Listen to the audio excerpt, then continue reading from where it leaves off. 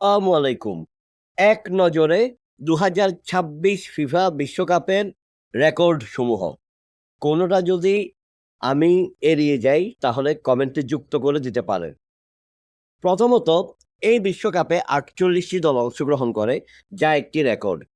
এই সর্বপ্রথম বিশ্বকাপে ৪৮ টি দল অংশগ্রহণ করে, বিশ্বকাপের ইতিহাসে সর্বোচ্চ। এরপরে স্পেন। স্পেন কখনো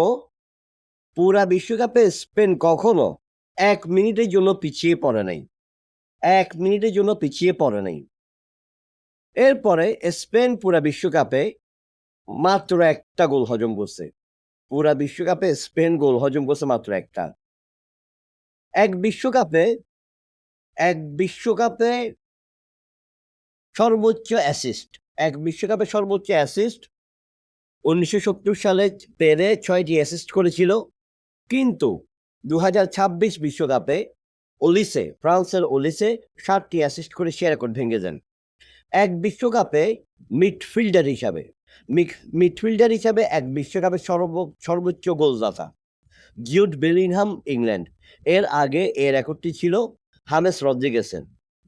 কলম্বিয়ার হামেস রদ্রিগেসের, যিনি ২০১৪ সালে ৬টি গোল করেছিলেন। টানা ২ বিশ্বকাপ। ২০২৬ বিশ্বকাপের গোল্ডেন বুট জয়ী সর্বোচ্চ গোলদাতা কিলিয়ান এমবাপ্পে গোল্ডেন বুট জয়ী।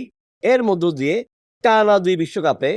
পুরুষদের বিশ্বকাপে টানা ২ বিশ্বকাপে গোল্ডেন বুট জয়ের রেকর্ড গড়লেন কিলিয়ান এমবাপ্পে। এরকম অনেক রেকর্ড আছে এই বিশ্বকাপে। এই বিশ্বকাপ রেকর্ডের বিশ্বকাপ এবং সবচেয়ে বড় রেকর্ড। এই বিশ্বকাপে সর্বপ্রথম মিরোস্লাভ ক্লোজার ১৬ গোলের রেকর্ড ভেঙেছিলেন লিওনেল মেসি। আমি বলেছিলাম আগামী বিশ্বকাপে কিলিয়ান এমবাপ্পে মেসির রেকর্ডটা ভেঙে দিবে।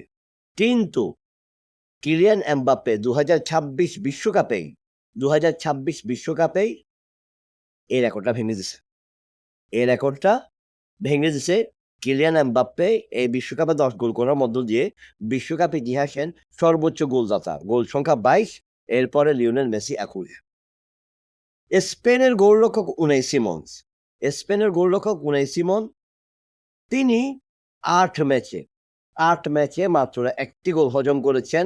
৭ ম্যাচে ক্লিন শিট রেখেছেন, যেটা বিশ্বকাপ ইতিহাসের অন্যতম একটা রেকর্ড। তো এই বিশ্বকাপ এরপরে আরেকটা রেকর্ড আছে, এটা হয়তো কি বলবো, সেটা হচ্ছে বিশ্বকাপ ফাইনালে অন টার্গেটে একটা শটও করতে পারে নাই। সেটা হচ্ছে আর্জেন্টিনা। অন টার্গেটে শট, শুধু শট না, শট তারা ৩টা নিছে, কিন্তু অন টার্গেটে শট ০। এবং প্রথম ৯০ মিনিটে কোনো শটে কিন্তু আর্জেন্টিনা নিতে পারে নাই। এটাও একটা রেকর্ড হিসাবে যুক্ত হতে পারে। যা হোক, এই বিশ্বকাপে অনেকগুলো রেকর্ড হয়েছে। আগামী বিশ্বকাপেও হয়তো আরো অনেক রেকর্ড হবে। দেখা যাক। যদি আমি কোনোটা এড়িয়ে যাই, কমেন্টে যোগ করে দিতে পারেন। আসসালামু আলাইকুম।